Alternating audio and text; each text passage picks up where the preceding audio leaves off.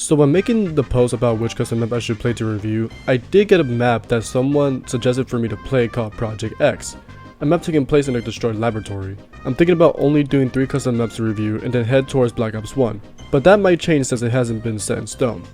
So Project X, how is it, and what is it like? Well, I wish I could tell you, but holy shit, I hate it. I know that making a zombies map isn't the easiest thing to do. You have to do coding, make the map itself to make it either memorable or easy to traverse in without getting lost, or even to overall have a map to play on. I love challenging maps like Origins, for example, a map that can be punishing if played incorrectly, as you would need a perk like Stamina Up or be able to not get yourself in the mud to begin with. Get the stats, and overall, it should be fine once everything's set up. But this map broke me. I honestly can't figure out Project X and how to even get around this place, if at all. I'm a pretty good zombies player. I played for a long time and I've played maps that are somewhat similar to this map. What makes this map unforgiving in my opinion is how tight it is to move around.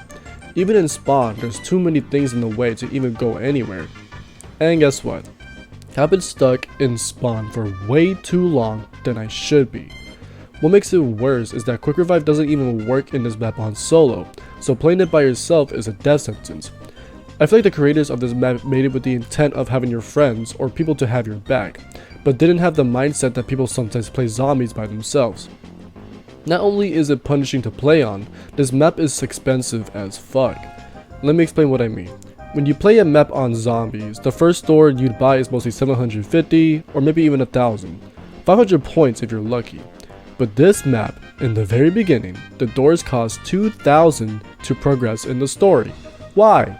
Not only that, there are teleporters to get around the place, which isn't bad if anything. I don't have a problem with this. The issue is, you can't even take the teleporter without paying for this machine to turn it on.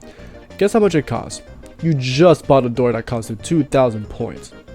Would you believe me if I said that it also costs 2,000? Why? You have to pay 4,000 goddamn points to go upstairs. And even when you do, there's another door in the way that costs 1,500 points. And then there's a Bowie knife. Instead of a gun, they put a knife. Thank you, Project X. This is all just the spawn area though. So let me tell you how much you'd need in order to leave spawn, discounting the guns you'd buy along the way. It takes, get this, 17,000 points to leave spawn and to proceed to another part of the level. Who is gonna play this map? Whoever the guy is that suggested this map, are you a masochist? Because there's no way you made me go through that just for me to say that this map is too unforgiving. I'm going to give examples of a map that can be unforgiving, but if practiced, you can get through it like it's nothing once you have all the tools. Mob of the Dead comes to mind. Like Project X, this map has some tight corridors, especially with the catwalk. Going through them is a death trap half the time. But once you have the Hell's Retriever, which is pretty much the minimum of what you'll need in my opinion, it ain't so bad. There's also the Blundergat, Ray Gun Mark 1 or 2, Death Machine is an option, and that's pretty much it. What does Project X give you to survive these tight corridors? I'ma say it right now, the mystery box is right outside of spawn, so you need to pay 17,000 points to get it.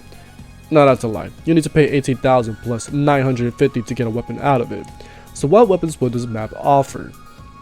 An M1 carbine, MP40, Bowie knife, the UMP, which is from Modern Warfare, Thompson, and Double Tap.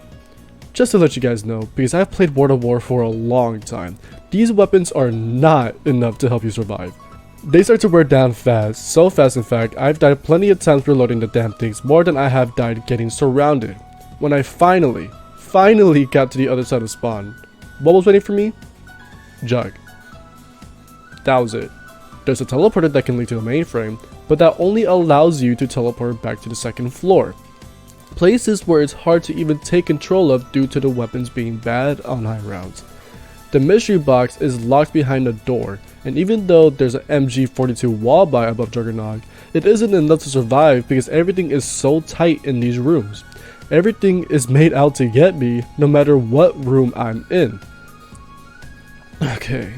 I'll try to talk about some positives here, since I don't really like bashing another person's work that they worked so hard on. It feels wrong to me, but I like reviewing games and sometimes I have to do that. I like how the map looks, somewhat. I think it's funny how instead of the zombies breaking through the windows that we see in official Treyarch maps, they're breaking through doors. What's even cooler is that there are some doors that aren't even barricades, but another way for the zombies to traverse the maps in. The starting pistol is actually really powerful for some reason, especially since if you have a fast trigger finger, you'd put down the zombies pretty quick on round 5 to 6 for example.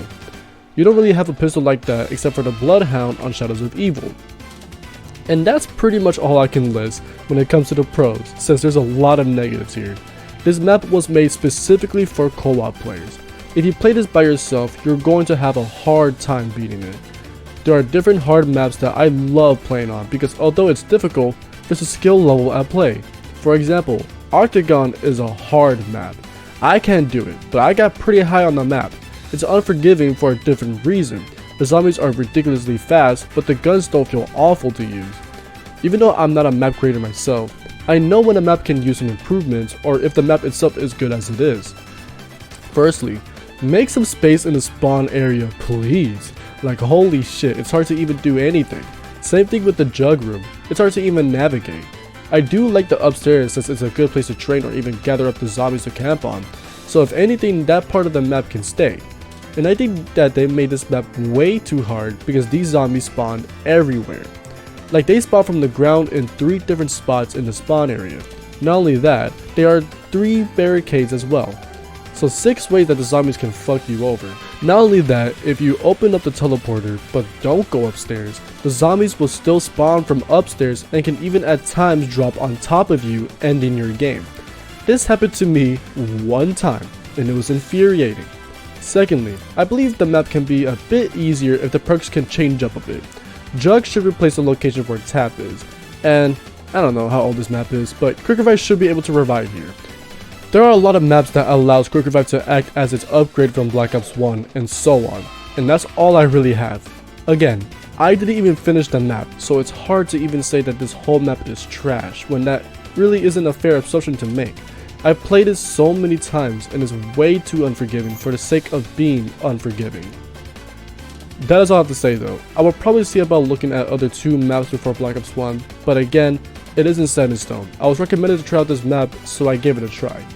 Again, I love a challenging map when it can give you a slither of a chance when the time is right, and this map just doesn't do that. It only thought about the co-op mode more than it does with its solo player base, and I believe a map should have an equal balance when it comes to that. Besides that though, I'm Special Azzy, stay safe and stay hydrated.